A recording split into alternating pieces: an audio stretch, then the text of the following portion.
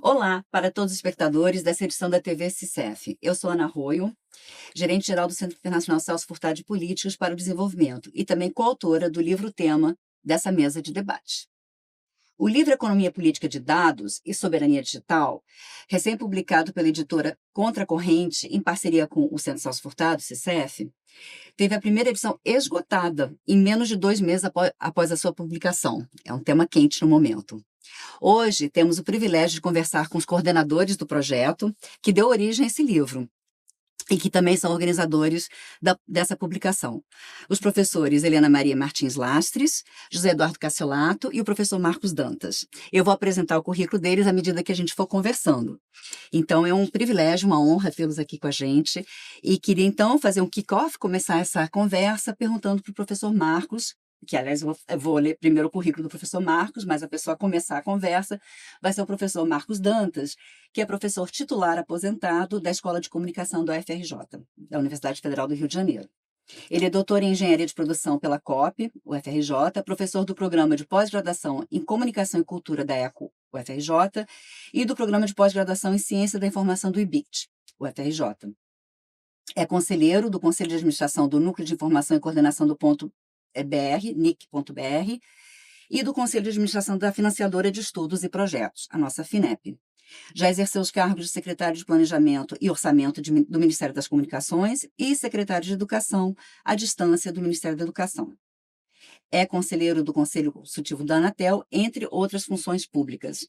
É autor de várias publicações sobre economia política, da informação, comunicação e cultura, políticas públicas em tecnologias digitais, com foco principal nas plataformas da internet, propriedade intelectual e regulamentação dos meios de comunicação. Realmente é um time de primeira, é uma honra tê-lo aqui com a gente, professor Marcos. E então, fala para a gente um pouquinho, como é que nasceu esse livro, qual foi o projeto que deu origem, fala um pouquinho sobre isso para a gente. Obrigado, Ana. Prazer estar aqui nessa mesa com a Helena, com o Zé, somos amigos de longa data, né. E só uma pequena correção já para falar do livro, eu não sou mais do conselho de administração do NIC, eu já fui do conselho de administração do NIC, né. E o projeto nasce exatamente nessa minha vivência com o NIC e com o CGI, do qual de ambos eu participei durante cerca de 9 anos, né, como representante da acad um dos representantes da academia, né. E sempre a minha experiência, nesses espaços me causava uma certa estranheza, né, não sei se é a palavra exata, mas eu sentia falta de economistas nessa discussão. É uma discussão muito de advogados, né, de direito e de militantes políticos, né, das ONGs, coisa e tal, né, e de engenheiros. Só que os engenheiros só discutem essa parte mais tecnológica e com uma visão muito de que a tecnologia é neutra, né. E toda essa dimensão da riqueza que é criada e da apropriação dessa riqueza, da criação e formação ao longo desses 10, 15, 20 anos de empresas poderosíssimas em termos mundiais, que lucram bilhões e bilhões de dólares, era um espaço que não era discutido, embora volta e meia invadisse, né, volta e meia alguma das nossas discussões lá naqueles conselhos acabava sendo atropelada por alguma decisão, né, ou algum problema gerado por essas chamadas plataformas, que eu chamo de plataformas sociodigitais, e aí nós tínhamos que tentar resolver, sempre se saía muito por uma discussão jurídica e nunca entrava-se numa discussão de economia política. E é daí que me nasceu a ideia de com o apoio do NIC, de sugerir para o NIC: "Pô, vamos fazer um estudo no campo da economia de dados, da economia das plataformas". O pessoal aceitou, né, a CETIC aceitou fazer esse estudo, botou-se um orçamento para fazer esse estudo, e eu achei achei certo, né, que esse estudo poderia ser feito pela rede CIST, pela conhecimento, competência em longo um longo período aí, né, praticamente uma história de vida ligada às questões de tecnologia, tecnologia industrial, desenvolvimento industrial, né, então sugeri, convidei a Rede Siste para compartilhar desse projeto e o resto é história, né, o resto a gente fez o estudo, gerou um bando de notas técnicas, gerou artigos e acabou gerando, com esse orçamento do NIC, acabou gerando esse livro bastante original, pioneiro em termos, pelo menos no Brasil, com certeza, acho que no mundo também, mas no Brasil, com certeza, pioneiro em termos de economia política, uma discussão de economia política. Então, eu fico muito feliz, foi uma honra grande para mim, né, ter participado desse projeto, ter sugerido esse projeto e tê-lo realizado por Helena Cassolato, você, Ana, também que participou, e todos os outros colegas participaram e contribuíram para um trabalho tão brilhante. Perfeito, professor Marcos, muito pertinente essa visão dessa lacuna da economia política nessa discussão. Muito bom, muito obrigada. Então, vou passar para o professor José Eduardo Cassolato, primeiro introduzindo o currículo, mais um currículo de primeiríssimo time. O professor José Eduardo Cassolato, aqui à minha direita, possui pós-doutorado na Universidade Pierre Mendès France, em Grenoble, na França, doutorado e mestrado na Universidade de Sussex, na Inglaterra. É professor aposentado de Economia da Inovação no Instituto de Economia da Universidade Federal do Rio de Janeiro, no UFRJ, e também é coordenador da Rede CIS, que ele vai falar um pouquinho mais para a gente, do IE-UFRJ, além de membro do Conselho Superior da Fiocruz, da nossa Fundação Oswaldo Cruz. Foi associado fundador do Centro Internacional Celso Furtado, CCF, aqui onde eu trabalho hoje. Foi secretário de Planejamento do Ministério da Ciência, Tecnologia e Inovação, que na época não era inovação, né, professor Cassolato, Ciência e Tecnologia. Foi secretário-geral e presidente da Rede Global sobre Economia da Aprendizagem, Inovação e Capacitação, o Globelix. E hoje ocupa o 6º lugar em publicações em economia na América Latina, de acordo com o ranking da Latin American Scientists and Universities Ranking. Então, professor Cassolato, fala para a gente um pouquinho da Rede CIS, o que é a Rede CIS, como é que ela veio a ser criada e qual é o papel dela no trabalho desse livro. Bom, como disse o professor Marcos, amigo de longa data, quando ele nos convidou, a minha Helena e a Rede CIS, para participar desse projeto, a gente achou que era a cereja do bolo que a gente estava querendo naquele momento. Por quê? Porque a ideia da Rede CIS, que é uma rede que foi criada em 1997, portanto já tem muito tempo, cabe exatamente na discussão que está nesse livro. Porque desde o início a nossa preocupação era a seguinte: o capitalismo está passando por grandes transformações, onde as tecnologias de informação jogam um papel fundamental. Jogavam naquele momento, continuam jogando hoje, talvez de uma forma mais assodada, digamos assim, né? Em segundo lugar, a questão tecnológica de inovação era absolutamente fundamental também para nós naquele momento. Quer dizer, compreender como é que a estrutura produtiva brasileira, no primeiro momento, depois a gente expandiu a rede CIT para outros países, né? Ela estava dando conta dessa transformação baseada muito no desenvolvimento tecnológico e na inovação, todas elas subordinadas às transformações mais gerais que ocorriam e continuam ocorrendo no capitalismo. Então, só para dar uma ideia, os 2 primeiros grandes trabalhos que a Rede CIS fez em 99, 2 livros, tocam exatamente nas questões centrais desse livro. Um foi editado pela professora Helena Lastos, o professor Marcos Dantas já tinha um capítulo nesse livro, exatamente sobre globalização, economia da informação e do conhecimento, né? Exatamente isso, a gente discutia naquele momento uma série de coisas que continuam sendo pertinentes outras.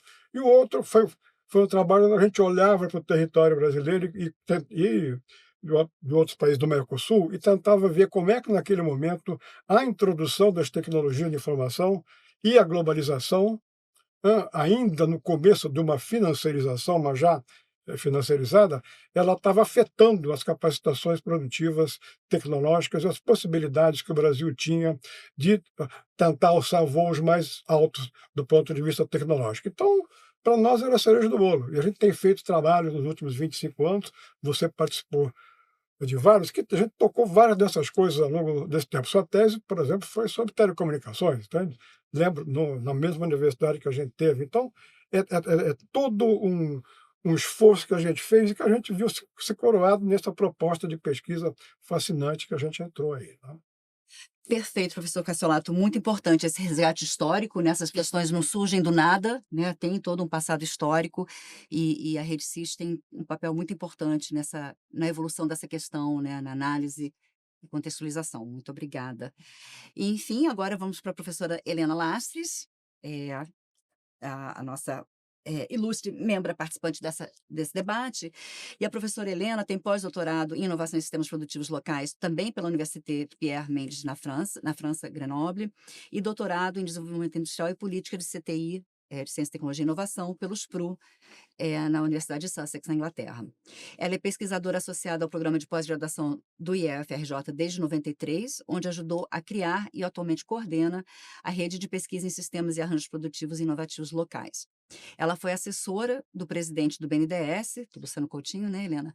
Onde coordenou o Comitê de Arranjos Produtivos, Desenvolvimento Regional, Inovação e Meio Ambiente, e é a única mulher entre os 10 primeiros pesquisadores, segundo os indicadores de publicação em economia na América Latina, também do Latin American Scientist Universities do ranking. É também associada fundadora e membro do Conselho Deliberativo do Centro Internacional Celso Furtado, CICEP. Então, professora Helena, vamos agora falar da estrutura do livro, um pouquinho mais sobre o livro. Conta pra Vamos, gente como é que ele é organizado. vamos. Bem, o livro, né? Economia Política de Dados, Soberania Digital, Conceitos, Desafios e Experiências do Mundo. Eu tenho que, para falar dele, iniciar falando dos pré-textuais, né? A quarta capa, todo mundo sabe que é essa parte final do livro, né? Nós tivemos a honra e a felicidade de ter a doutora Renata Miele, que atualmente é a coordenadora do Comitê Gestor da Internet, escrevendo várias ideias, enfim, refletindo sobre o nosso livro, foi muito legal. A orelha do livro, quem está com ele aberto aí, a orelha do livro foi assinada pelo nosso secretário executivo do Ministério da Ciência e Tecnologia, né, também professor doutor Luiz Fernandes, da PUC-Rio e também da UFRJ, né? Foi muito bom tê-los, né, escrevendo esses pré-textuais para a gente. O prefácio também é outro grande presente, né, de uma das pessoas que mais tem refletido e discutido sobre a questão da digitalização, sua soberania em particular, né, o professor Sérgio Amadeu da Silveira, que é professor lá da Universidade Federal do ABC. A apresentação, nosso querido. Eu vou parar de falar professor doutor, porque todos somos, né? Então, tá já posto em evidência. Professor doutor Marcos Dantas conta um pouco mais em detalhe a história desse livro, né? Porque foi ele, na verdade, o que nos convidou para essa experiência maravilhosa, que descobrimos muita coisa, aprendemos muita coisa, debatemos muito e ficamos assustados com outras que foram reveladas. O preâmbulo é assinado pelo diretor-presidente do Centro Celso Furtado, também o Carlos Pinkusfeld, e a introdução, vários de nós, né, Ana, com o primeiro nome aí que nos puxou, é escrito pelo Cassiolato, que dá um retrospecto bastante interessante, aí resumindo todo o livro. E o livro, então, tem 3 blocos. O primeiro bloco que discute exatamente o objetivo da nossa pesquisa. Eu quero fazer um parênteses para dizer que esse livro é um resumo de 13 notas técnicas, como o Marcos gosta de lembrar, cada uma com mais de 100 páginas, né? E que estão todas disponibilizadas tanto no site do Centro Celso Furtado, quanto no nosso da Rede CIST, no Instituto de Economia da UFRJ. E se quiser, se tiver um site lá na comunicação, também, por que não, né? Podiam botar lá. Mas não estão só as notas técnicas, estão também os vários webinários que fizemos, não só com acadêmicos, mas com representantes, principalmente do governo e alguns da iniciativa privada, para discutir com a gente alguns dos resultados que estávamos recebendo. Mas, enfim, voltando a esse primeiro bloco, que é a definição, mensuração e papel da economia política digital no mundo, eles contêm 2 capítulos, né? São multiautores, então o primeiro é capitaneado pelo Marcos, né? E o título é Economia Política Digital e de Dados, Desafios, sua conceituação e mensuração. E ele discute exatamente essa dificuldade que o mundo inteiro tem, não só de conceituar, mas de mensurar, e que acaba, inclusive, tendo um aspecto muito negativo, porque são, baseados nas próprias informações que as grandes empresas que controlam essa área nos dão. Mas, não há consenso, enfim, é uma coisa muito frágil, sem, bases, teóricas. É muito, muito, difícil, inclusive, você trabalhar com alguma coisa que você não enxerga, para não dizer regular e fazer política para aquilo, né.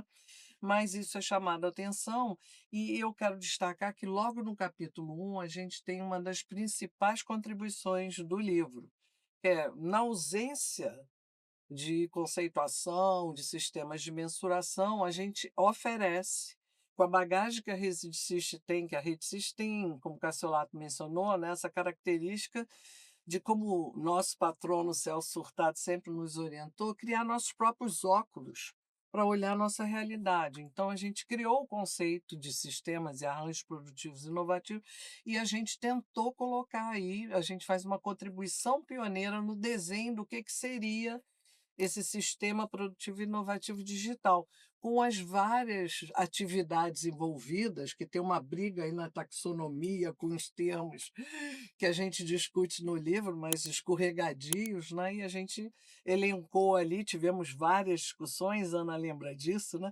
Qual é a atividade que esses caras estão falando? Então, eu acho que essa é uma primeira importante contribuição do livro para aqueles, principalmente aí no caso do nosso IBGE, né, que é o órgão oficial para produzir essa estatística, ou quem queira fazer. E o livro, nesses capítulos e nos próximos também, ele dá um mosaico. Olha, aqui tem informação fornecida por não sei quem para tal período ali, um mosaico do que existe, mas é muito ainda difícil trabalhar com essas informações com períodos diferentes, com fontes diferentes, com metodologias nem sempre evidenciadas, mas essa é a riqueza desse primeiro bloco que discute isso, né? E que continua também sendo tratada no capítulo 2 do livro, que é capitaneada pelo Cassiolato, mas com vários coautores, como nós mesmos que estamos aqui, outros colegas, né? E que chama-se Economia Política Digital no Mundo, né? O segundo bloco já são as análises sobre as experiências em países selecionados, né. E a ideia foi sempre a mesma, como é que esse conjunto de países selecionados define, mensura e faz política para essa área. O primeiro é apresentado pelo Jorge Brito, né, professor da Federal Fluminense, e focaliza a economia de dados nos Estados Unidos e no Canadá. O segundo é assinado pela professora Maria Lúcia Falcon, que agora é professora da Federal de Sergipe, mas está já há alguns anos morando na Espanha, então ela fez Economia de Dados, Planejamento, Regulação na União Europeia no século XXI. O terceiro, desculpe, o quinto capítulo, Economia de Dados nas organizações multilaterais e nos RICs, o BRICS sem o Brasil, porque o Brasil é o carro-chefe, está no próximo bloco, é assinado por nossa querida Ana Roy, um capítulo muito especial para nós, né? Porque é dali, como dos outros também, mas principalmente desse, eu acho que a gente pode extrair lições bastante interessantes em termos de países que conseguiram conquistar sua soberania. O capítulo 6 é assinado por nossa querida Cristina Lemos, e ela fala sobre economia de dados em países selecionados da África, da Ásia e da Oceania. Então, uma coleção de países muito interessantes. E no capítulo 7, nossos colegas argentinos, Manuel Gonçalo, nosso querido Manolo, e a Karina Borrasteiro, eles discutem América Latina e economia de dados, definições, temas de agenda e implicações para a política. O capítulo, um detalhe, está escrito em espanhol, a gente achou que era interessante deixar na língua original. O bloco 3 tem 3 capítulos focalizando o Brasil. O Marcelo Matos inaugura no capítulo 3 essa discussão, economia de dados, conceituações, sistemas de mensuração e políticas no Brasil. O capítulo 9 nós quisemos dar um foco no Nordeste, porque ali tivemos uma experiência histórica muito interessante, e o nosso colega Severino Lima, Danilo Araújo e o Pablo, eles fazem economia baseada em dados, impactos, desafios e oportunidades para o Nordeste brasileiro. O capítulo 10 temos de novo Marcelo Matos, aí com a ajuda da Cristina Lemos e da Ana Arroio, fazendo uma reflexão sobre o panorama da economia de dados no Brasil, que olham de novo o estado da arte da economia digital no Brasil e discutem as políticas que são adotadas e fazem sugestões, propostas de política, né, para redução de dependência, enfim, conquista da soberania. O bloco 4 são as conclusões e sugestões, e é um capítulo multiautor, eu sou a primeira autora, mas todos vocês, né, contribuíram e foi muito bom trabalhar isso. Tivemos umas críticas, várias críticas, mas eu advogo que o conhecimento funciona assim, né, com todo mundo. Ah, não, tive uma dúvida aqui, e aí a gente relê e vê como é que fica. Mas o título é Políticas para a Soberania Digital em Países Selecionados e Caminhos para o Brasil. Tenta resgatar a discussão toda, os mitos, as confusões, porque, na verdade, essa literatura, vocês falaram, né, que esse livro é pioneiro em economia política, mas foi uma coisa que a gente sentiu logo de início, né? Como é que é uma atividade tão importante, tão estratégica e a mais no mundo inteiro tem tão pouca discussão, tão pouca literatura. Então são textos de consultoria, como a gente viu, né? Aquelas coisas vai, uma maionese neoliberal no meio, escorregadia, com nomes, que é uma coisa que a gente deve falar, não sei se agora, mas eu tenho advogado que o linguajar que a gente usa não pode fazer parte da armadilha que a gente está alertando contra. Então, glamorizar e ampliar, chamando essas empresas, são oligopolistas, né? Concentram o poder maior do que de vários países do mundo. Nós não podemos ficar chamá-las de Big Tech, temos que baixar a bola. Grandes corporações digitais. E também outra coisa que foi recorrente, e vários de nós se ajudou, né, no meio do caminho, porque os Estados Unidos da América se chama de América, a gente até entende isso. Mas quando a gente fala os recursos americanos, o governo americano, nós todos somos americanos, né, no mesmo continente. Eu acho que a gente tem que passar a usar estadunidense. E aí a gente também fez essa eh, ref correção, né, nos nossos textos iniciais, porque você aumenta muita coisa, né. Então, o que que especificamente, exatamente, que se quer dizer? Além disso, os vários mitos que o seu capítulo, né, Ana Cassiolato, Marcos, todos nós aqui, e nesse capítulo final tem um resumo desse conjunto de mitos que são por aí. E eu acho que acabamos assim. No final do livro, claro, a gente fez tentou fazer uma bibliografia única para reduzir, não sei se ajudou tanto, mas também tem um currículo de todos os autores do livro, e isso é o pacotinho geral.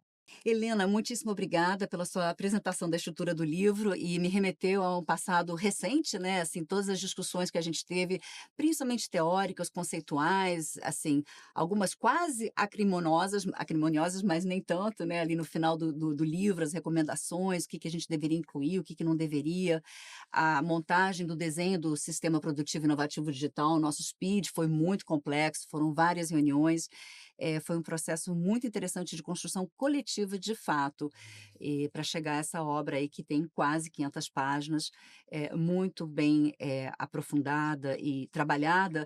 E então eu vou aproveitar então a deixa para voltar para o Marcos, né, para o professor Marcos, para falar um pouquinho da parte conceitual do livro. Enfim, foi colocado alguns termos, grandes corporações digitais, SPID. Fica à vontade, Marcos, fala um pouquinho para a gente do conteúdo do livro. Eu acho que a Helena pontuou um dos grandes problemas que a gente teve, e também muitas discussões que a gente teve na elaboração desse livro, é, que foi exatamente a questão que é a questão conceitual, né. Acaba que você, quando pesquisa por aí, encontra muito relatório técnico, né, mas são relatórios técnicos que têm uma finalidade muito operacional. De repente o FMI, a OCDE querem instrumentar uma regulação qualquer, sobretudo a Europa, né, que mais se preocupou com a questão da regulação, e aí precisam perguntar: "O que é que nós estamos regulando?". E aí os relatórios técnicos que são feitos, contratam um bando de consultores, mas o consultor tem que responder aquela pergunta, né. E faz respostas também operacionais, respostas de senso comum, né, sem muito aprofundamento, e aí, como diz a Helena, começa a inventar toda uma terminologia, né, aplicada, né, e a gente não encontra, ou não tem encontrado, ou é difícil encontrar de fato, estudos mais aprofundados, mais científicos dessas questões. Acaba que os estudos são muito realmente operacionais, né. Inclusive porque falta também, sobretudo, acho eu, no campo da economia política, né, o próprio estudo sobre a economia da informação.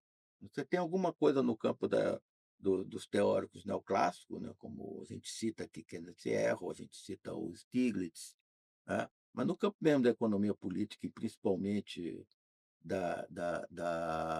do pessoal mais de formação marxiana, você tem uma discussão sobre uma economia da informação, ou que seja isso. Então, tudo isso foi uma enorme dificuldade para a construção, né, e esse capítulo, principalmente em que eu apareço aqui como primeiro nome, acompanhado pelo Cassiolato, pela Helena, pela Maria Lúcia Falcão, pelo Jorge Brito, pela Cristina Lemos, um dos pontos que a gente acaba mapeando, eu diria que a gente mapeia essa questão, né, fala um pouco desses vários relatórios e faz uma crítica de como é que eles encaminham essas soluções, mas para dizer: "Olha, precisamos construir algo novo", né.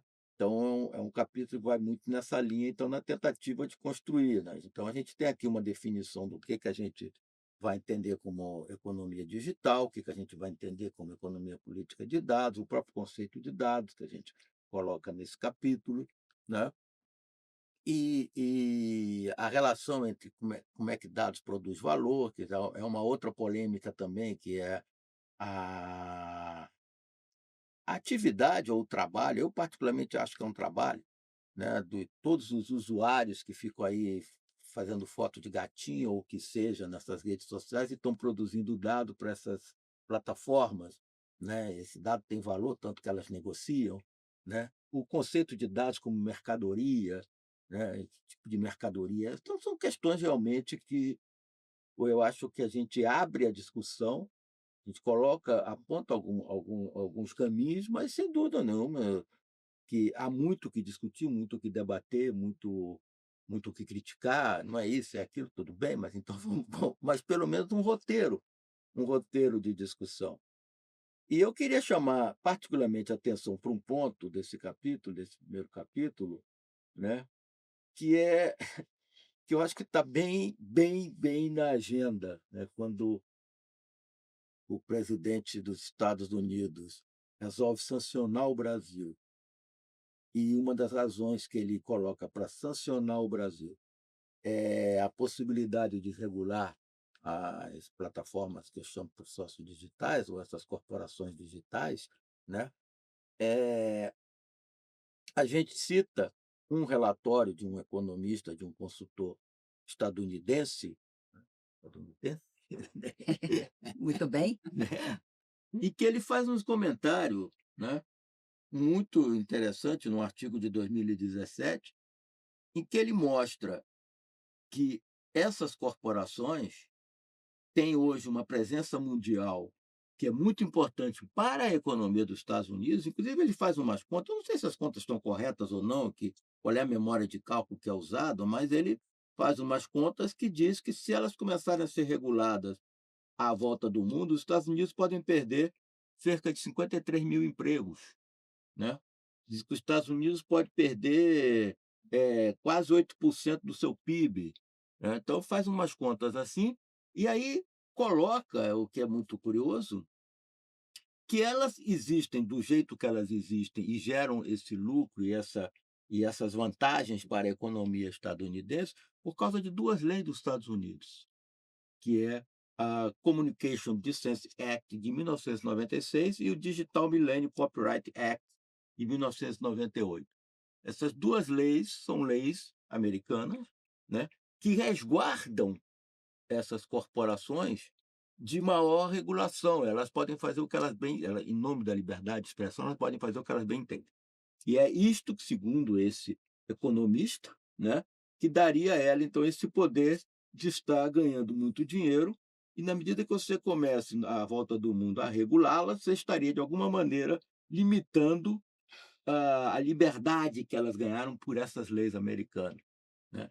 É interessante, acho eu, essa relação, porque a gente viu isso claramente em manifestações do Zuckerberg, por exemplo, né, dizendo que a regulação no mundo vai prejudicar os negócios da Meta, né. Então, há coincidência nisso aí, e hoje a gente vê então uma ação, do governo americano, sobretudo em cima do Brasil, que nisso aí é um elo mais fraco, é mais complicado agir na Europa, e volta e meia a Europa põe uma multa de alguns bilhões de dólares ou de euros em cima de alguma delas por estarem resistindo a aceitar a regulação europeia, que é a que está mais no ponto de vista do Ocidente, a gente não vai nem falar da regulação chinesa, porque é outra história, né, mas a regulação europeia, né. Então, me parece muito crível e muito coerente, digamos assim, que uma das preocupações dos Estados Unidos nesse momento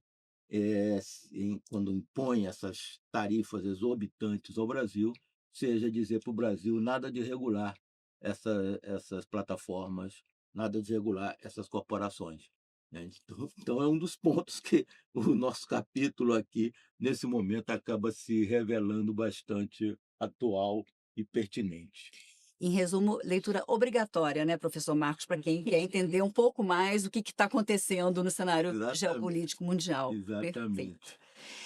Vou devolver para a professora Helena, acho que foi isso que a gente combinou, pedindo para falar um pouquinho sobre mitos, talvez, você mencionou mitos ou outro assunto. Mas antes de passar a palavra para a professora Helena, eu esqueci de mencionar na introdução, no seu currículo, uma conquista recente, que eu acho que é uma conquista em grande parte por conta desse livro, né, Helena?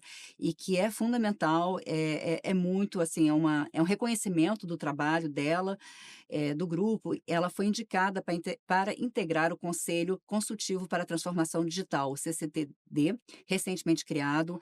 É um órgão vinculado ao Comitê Interministerial para a Transformação Digital, o CT Digital, que é da Presidência da República, da mais alta instância, e congrega, né, empresas, pensadores como a Helena e outros importantes representantes da sociedade, para a gente tentar entender e fazer uma transformação digital que seja favorável para nós, né, para o Brasil.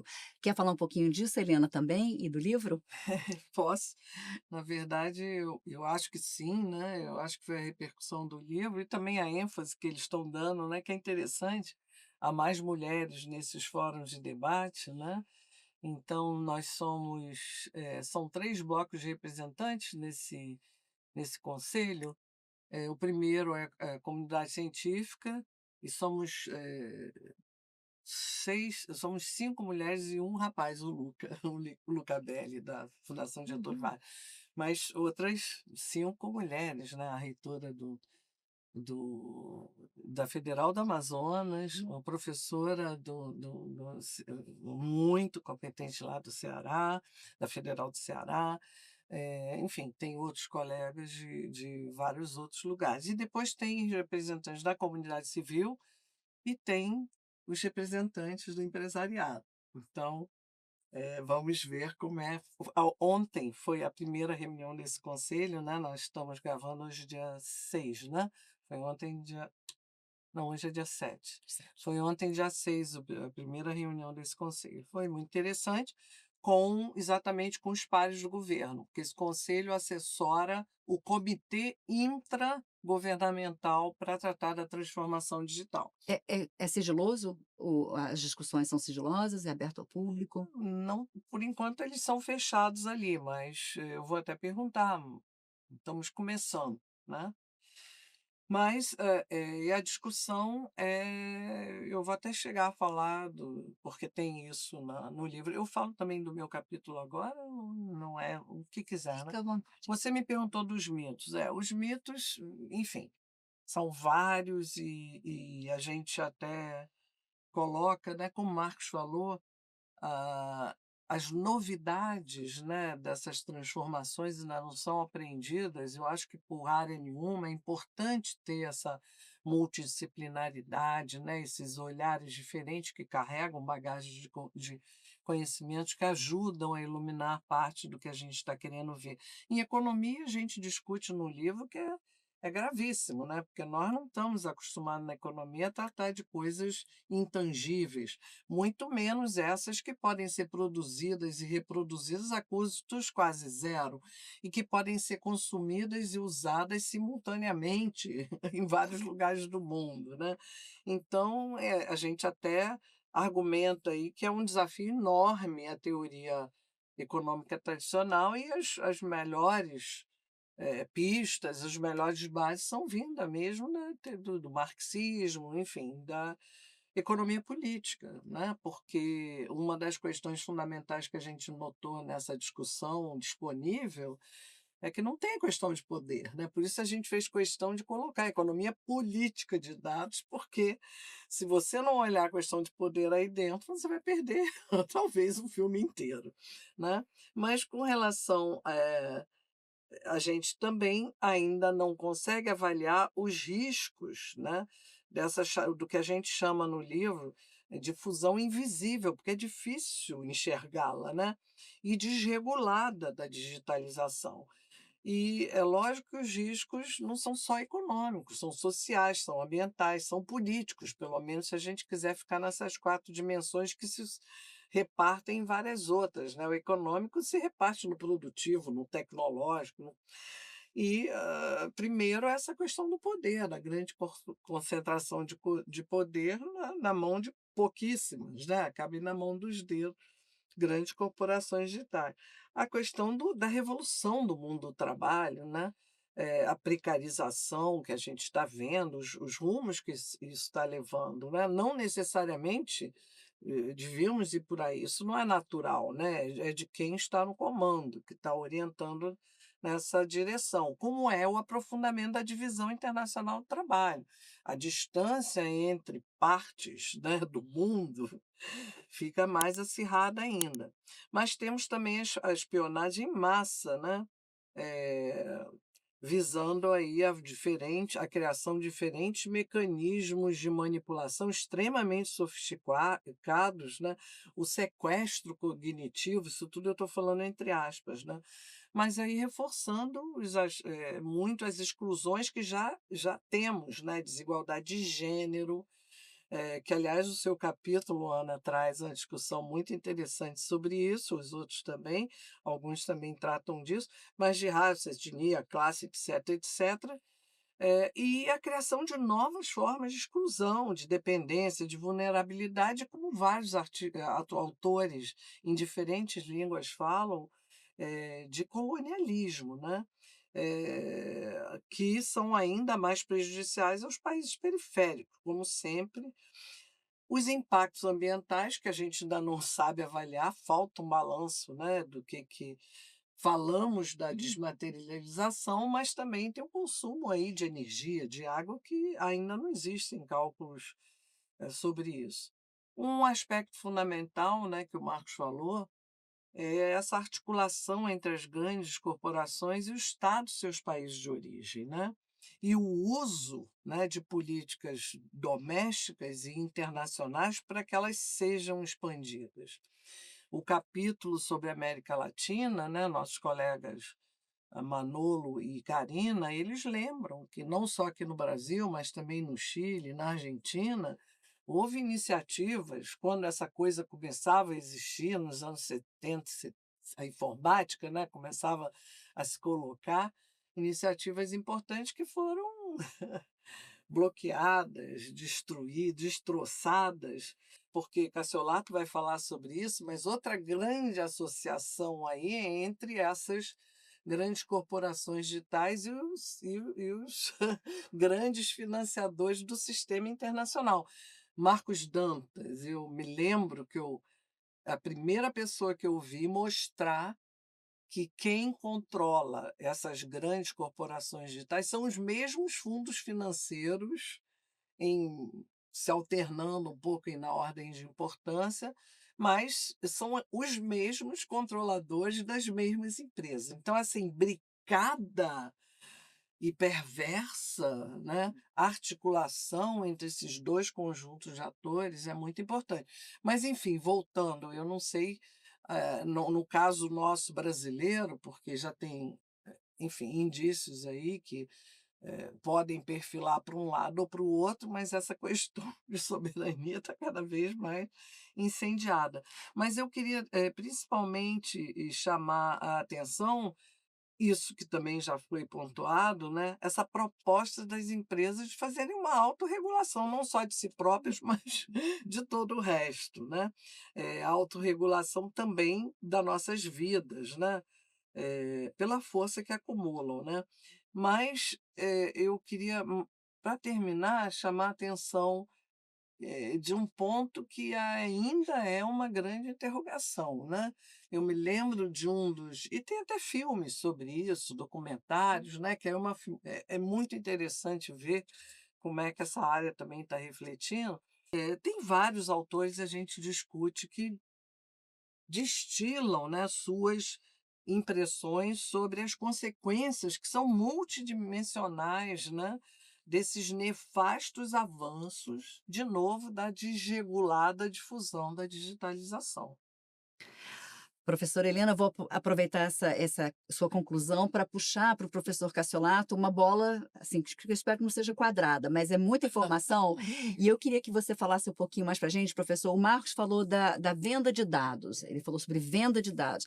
A professora Helena falou sobre acerramento da Divisão Internacional de Trabalho, operações extraoficiais. Explica aqui para a gente, fala um pouquinho mais sobre como é que, que é financiarização? Bom, evidentemente que no plano mais geral e conceitual, a gente parte exatamente da tentativa de compreender essas mudanças recentes, 20 anos, e desde 2003, né, Marcos, com a monetização da informação, no capitalismo em crise crescente, né? Quer dizer, muita gente fala em policrise, várias crises.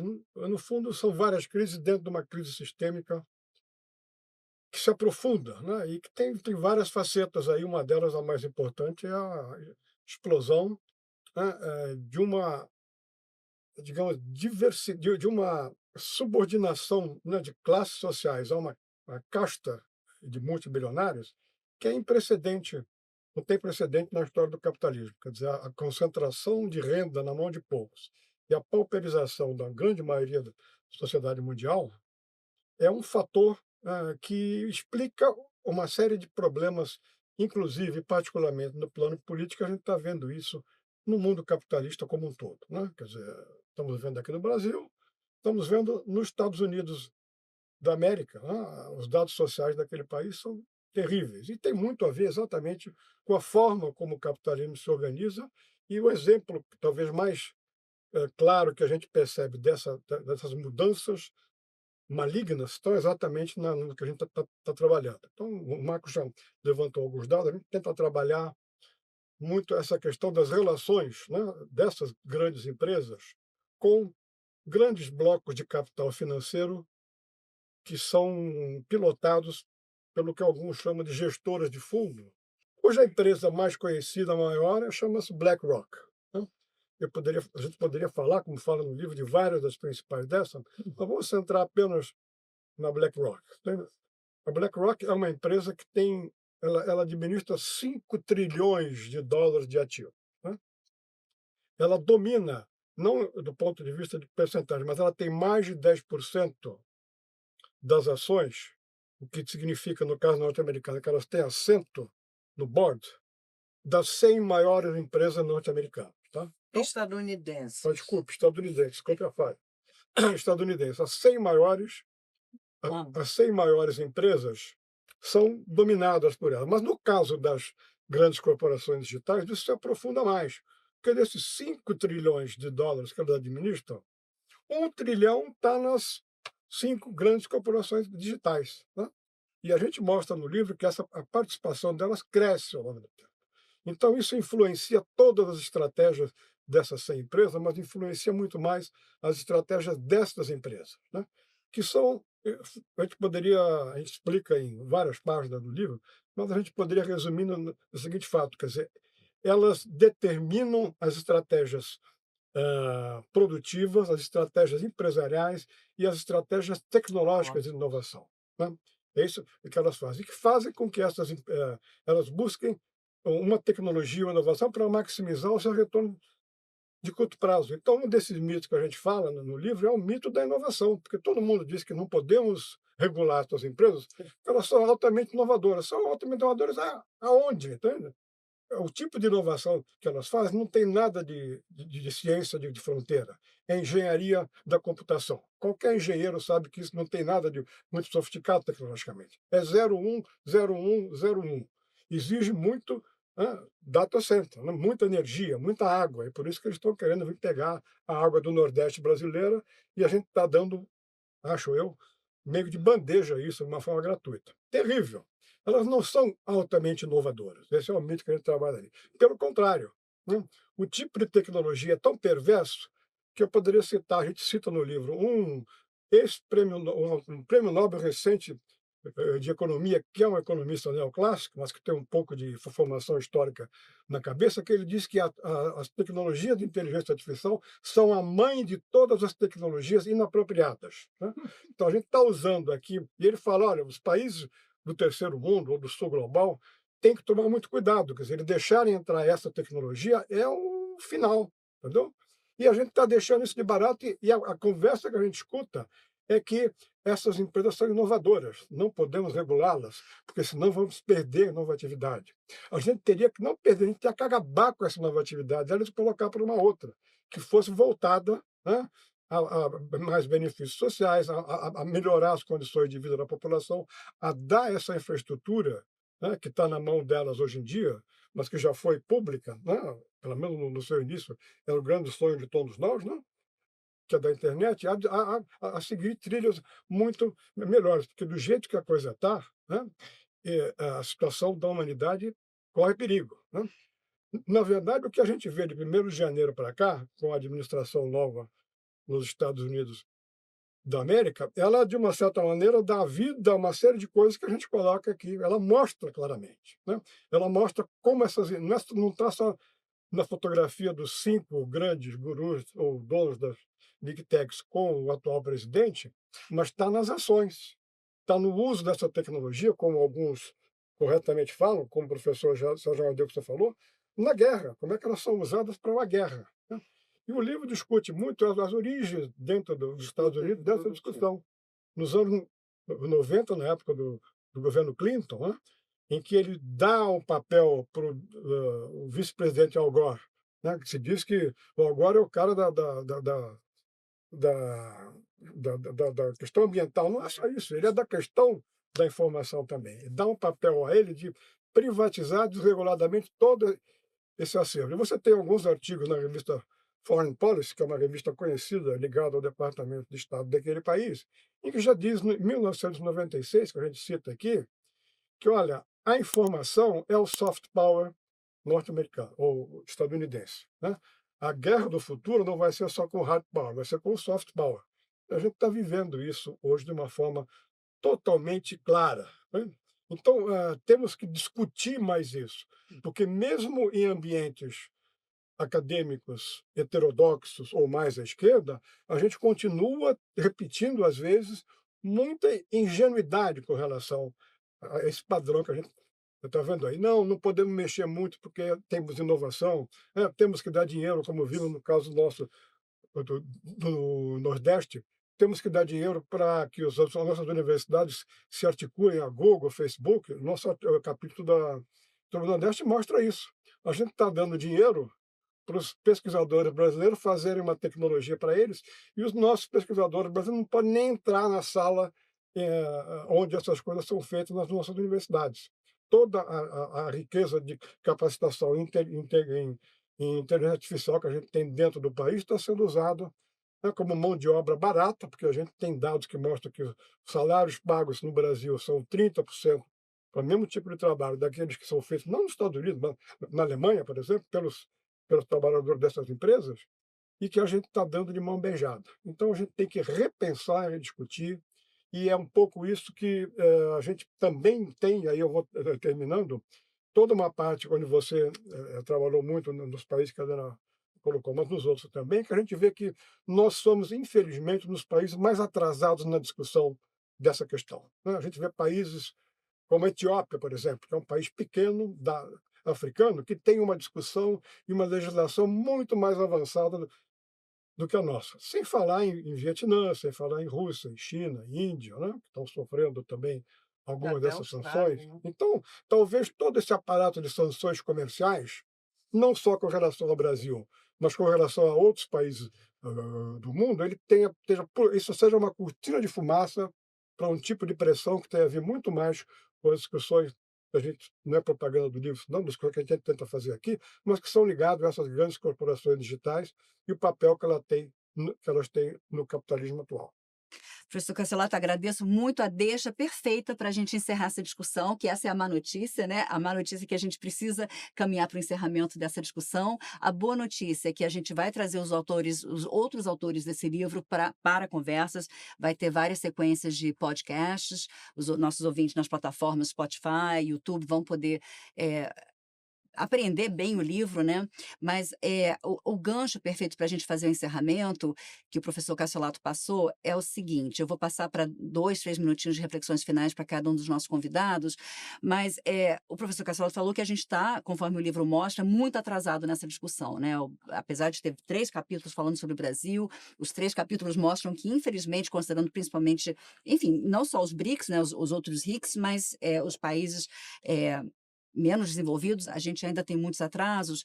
Eu queria resgatar o pensamento do nosso patrono, né, do Celso Furtado, a Helena já colocou, mas no livro a gente coloca, o Carlos Pingosfeld coloca a apresentação do livro, que a dependência cultural precede a dependência técnica. Então, culturalmente, isso antecede a dependência técnica, produtiva, econômica ou tecnológica. E que as duas dimensões do desenvolvimento, tanto econômica e cultural, não podem ser captadas senão em conjunto. Então, eu vou pedir para os nossos convidados fazerem um esforço de trazer esse pensamento da dependência econômica e cultural para quais soluções esse livro aponta, né? Assim, como é que esse livro é portador de novas visões, de novas possibilidades para o Brasil? Eu não sei, em 2 ou 3 minutinhos resumir isso pode ser um pouco difícil, mas quem gostaria de começar esse encerramento, deixando suas palavras finais aí para a gente eh, ter um pensamento positivo? Quer que eu comece? Vai, Marcos. Eu captei aí na sua fala que nossos ouvintes no YouTube, Spotify, nós estamos aqui a criticar, a apontar as deformações sociais e econômicas desse enorme poder dessas corporações e suas plataformas, e isto vai ser veiculado por essas corporações e essas Exatamente. plataformas. Então, só aí a tua questão já coloca um paradoxo, né? Porque como é que eu posso discutir culturalmente essas questões? Eu não estou nem falando economicamente, culturalmente, simbolicamente, né, subjetivamente, essas questões, se o nosso espectador, o nosso ouvinte vai acha absolutamente natural, como se fosse o Oceano Atlântico, como se fosse um dia de chuva, um dia de sol, eh, acessar o YouTube para pegar esse canal. A naturalização dessas coisas, entende, na sociedade, né, a total acriticidade desses processos já cria uma enorme barreira para o debate. Já cria uma enorme barreira para o debate. né. Então, a primeira questão que se precisa colocar, e o livro coloca, né, é que nós precisamos criar as nossas próprias ferramentas, né. Nós temos que ter alternativas. Na verdade, essas alternativas existem, elas até existem, não sei se feito por brasileiro, mas em outros lugares você tem algumas plataformas, você tem algumas redes que não são essas redes controladas por essas grandes corporações, mas são muito pouco usadas, porque você tem aí até mesmo um efeito rede, um efeito cultural, que as pessoas acabam indo para onde está a maior massa travando o debate. Então, a única alternativa real, mas essa alternativa está completamente fora de agenda, né, e falar isso é um escândalo, né, era efetivamente tornar essas redes públicas, né, públicas, né, redes que não estivessem a serviço da acumulação capitalista, entende? Que nem uma praça, né, eu vou debater na praia, eu vou debater na praça ou eu vou debater numa rede aqui que nome tenha, né, mas que não está a serviço da acumulação capitalista, né. Essa que seria a grande questão que tem que ser colocada, entende? Enquanto a gente ficar dependendo de sistemas que estão a serviço da acumulação financeira, como Cassolato colocou muito bem, né, BlackRock, Vanguard, Fidelity, State Street, né, que são quem controla esses sistemas, né, nós vamos ficar nesse paradoxo. Na verdade, é um paradoxo. Mas quer dizer, então, de tal maneira se naturalizou esse domínio, essa presença, né, que as pessoas não conseguem pensar num projeto alternativo, seja nacional, seja mundial. Enquanto a gente estiver preso nesse círculo de giz caucasiano, né, a gente vai ficar sem alternativa. Acho que esse é o grande, e acho que o livro, de alguma maneira, sobretudo nos seus capítulos finais, né, que teve essa construção coletiva, aponta isso. Aponta isso e reivindica que o Brasil tenha, no mínimo, um projeto soberano, né, baseado nas suas estruturas, SERPRO, RNP. Nós temos ainda uma semente que ainda pode ser aproveitada, entende? Para começar a construir pelo menos uma estrutura soberana para o país, diante do cenário que agora, mais do que nunca, né, encerrando a minha participação aqui, mais do que nunca com essas ameaças que o Trump lançou sobre o Brasil, isso deveria ser um dos pontos de agenda, né? Todo o Estado brasileiro hoje está pendurado na Microsoft, na Oracle, na Alphabet, na Amazon. Isso tem que ser denunciado. Entende? Perfeito, Muito professor. obrigado pela participação, foi um prazer estar aqui com vocês três nessa rodada de conversa. Olha, Muito obrigada, Marcos. Helene Cassolato, 2 minutinhos de fato, a gente está Só um, adiantado da hora. o Marcos colocou a questão na direção Fácil. correta, entende? Quer dizer, e o Celso, como quase sempre, ou sempre, absolutamente correto. A questão cultural é fundamental. Mas o Marcos lembrou, a gente tem instituições que a gente criou nos últimos 40 anos que quase foram destruídas totalmente, mas não foram, né? O CEPRA é uma delas. A gente tem a Rede Nacional de Pesquisas, né? Eu tentei usar o MIT, né, da RNP no meu instituto, ninguém topou. É uma questão cultural, porque dá para você entrar e fazer uma reunião tipo Google Meet com a infraestrutura da RNP. A gente tem algumas alternativas. Vários países passaram por elas. Mas elas acho que passam também, e tá aí tem um ponto positivo para frente, por uma expansão enorme nesse debate, porque muita gente, por ignorância, outros por desconhecimento, mas o debate é fundamental. E aí eu me lembro, né, nós que somos da velha guarda da informática, que na época da política da informática, aqui no Rio, você tinha comitê de bairro que discutia por que o Brasil tinha que ter política de informática, né? O Arthur Pedro Nunes liderava uma na Tijuca, né? Toda semana se reunia para discutir isso. Pessoas da A gente tem que expandir isso, né. No debate que a gente fez aqui no Rio, que você estava, a Ana estava também, houve uma sugestão, de a gente levar um pouco da discussão para escolas secundárias, entende. Falar com a juventude, porque a juventude ela vai mudar. Por que a juventude apoiou totalmente, segundo os dados, 90% está a favor da posição do governo brasileiro contra os Estados Unidos. Quem está contra são a classe média que gosta de Miami, não quer deixar de Miami, mas a juventude tem outro ânimo. Então, talvez uma ampliação desse debate culturalmente possa nos ajudar, pelo menos, a ficar um pouco mais fortes, tá? Excelente, professor Cassolato, conte comigo e com o Centro Celso Furtado, acredito que posso falar, para esse movimento em direção às escolas, ensino médio, é fundamental. É fundamental alcançar a nossa juventude, que é o nosso futuro, né? E Mas, enfim, também queria agradecer muito, prazer enorme, uma honra muito grande. Obrigado a pelo. honra é toda minha, nossa.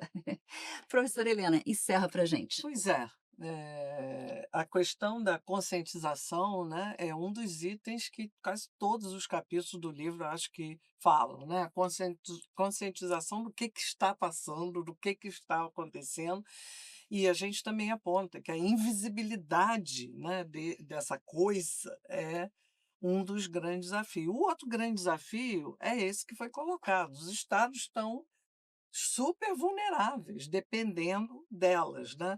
E a questão dos apagões, das espionagens, até da armação de golpes de Estado, né, e a manipulação política que é feita pelas redes, essas coisas não são hipóteses, né, são coisas que já aconteceram, estão acontecendo. Então, como enfrentar? E o livro tem uma série de sugestões, né, sabemos disso, mas queríamos deixar claro, todos os capítulos trazem sugestões, depois de analisar os estados, olha, isso aqui talvez seja bom para o Brasil, aquilo ali é um caminho. E a gente acaba propondo isso. A gente não enxerga a soberania sem o Estado ter uma base própria.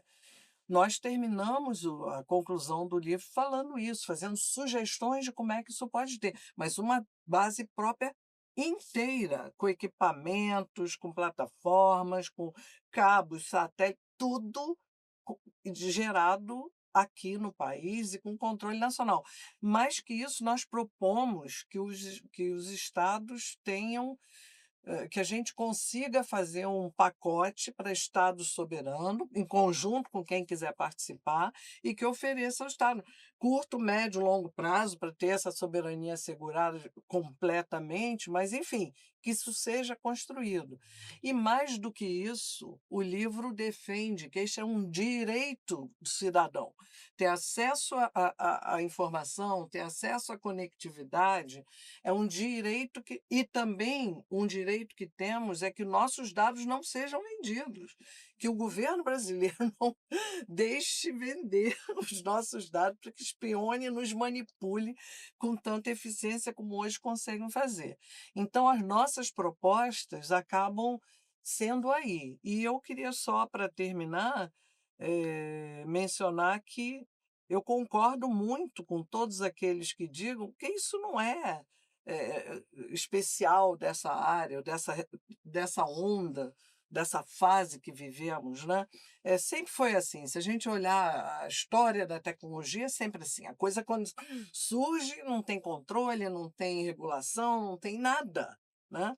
E concordo com aqueles que falam sobre a urgência, o imperativo de superar essa lógica predatória que atualmente transforma os avanços técnicos em novas formas de exploração e alienação. Temos que lutar aí por iniciativas que promovam uma democratização verdadeira da digitalização, em particular da inteligência artificial, né? E aí a gente argumenta que essa verdadeira democratização está exatamente na garantia de que o poder de moldar a tecnologia seja acompanhado por seu entendimento, né, e o controle efetivo e coletivo dos seus mecanismos e fins. Quero, com isso, agradecer muito a oportunidade, né, ao Centro Celso Furtado e ao prazer enorme de estar com vocês todos aqui. Muito obrigada. Nosso prazer é que é gigante aqui do Centro Celso Furtado, o meu em particular. Concordo que o debate é fundamental. Acho que essa mesa ajudou muito no debate. Acho que esse livro é um marco fundamental nesse debate. Enfim, é um grande prazer estar aqui. Com tristeza que eu encerro essa mesa. Queria dar 2 avisos ligados ao livro. O primeiro é o seguinte: a gente está gravando essa live não é live, perdão, não é live, enfim, a gente está gravando esse vídeo no dia 7 de agosto. Ele deve ir ao ar no dia 21. Antes disso, vai ter o lançamento em São Paulo do livro. Uma das vantagens de ter feito o livro com tanta parceria, né, do norte ao sul do Brasil, Argentina, fora do país, é que a gente está fazendo a divulgação em vários polos. Fomos à Bahia, Salvador, Campina Campina Grande, Grande, Recife. Pernambuco, Recife, enfim, estamos divulgando bastante e vai ter o lançamento em São Paulo no dia 13. E logo após o lançamento em São Paulo, o livro vai se tornar público no formato EPUB. Então, adquiram seu exemplar físico, mas a partir do dia 14 ele deve estar disponível publicamente nas redes, porque justamente para difundir o máximo possível esse conhecimento e reflexão. E o segundo aviso é que aviso ou informação é que a partir de setembro, não é, professor Marcos, o centro, Sim. o Centro Brasileiro, o Colégio Brasileiro de Altos Estudos, CBAE, da UFRJ, comandado pela professora Ana Célia Castro, vai fazer um curso livre justamente baseado no livro. Então, será um ciclo de palestras, acho Na que cátedra Álvaro Vieira Pinto. Álvaro Vieira Pinto, a partir de setembro. Então, o link para as inscrições ainda não está disponível, mas fiquem atentos aqui nos nossos canais. Esperamos que esse vídeo suba em todos os canais, em todas as plataformas, que seja autorizado, porque as plataformas aprovam previamente, né? Então, esperamos que ele suba e a gente vai enviar informações sobre a abertura das inscrições assim que estiverem disponíveis. Muito obrigada a todos. Muito obrigada. Já.